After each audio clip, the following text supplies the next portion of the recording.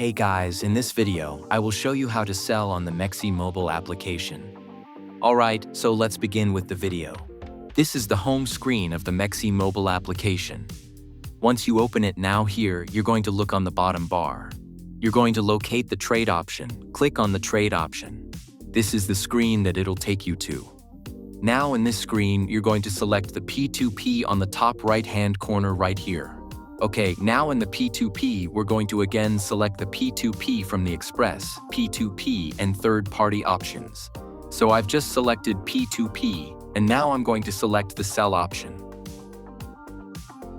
In the sell option, as you can see, there's a lot of sellers that are selling USDT that are basically buying USDT and selling your currency.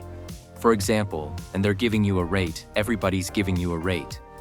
The larger the amount of USDT that you trade, the better the exchange rate that you will be getting.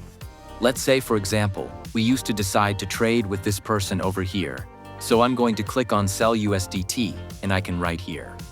I want to sell, let's say 10 USDT now. He's saying the minimum that this specific seller would need this much amount.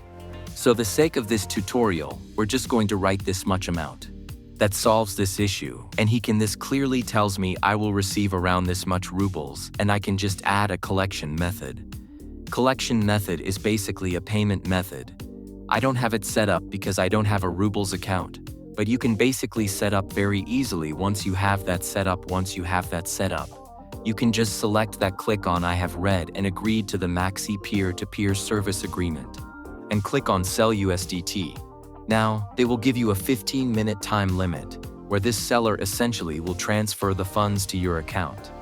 And once the funds are transferred to your account, you will have to click on Release Crypto, which will release your crypto and your account to his crypto wallet. So that's basically how you can sell on the MEXC mobile application. So that's all for this video. Consider subscribing if you find it helpful, and I'll catch you in the next one. Thanks.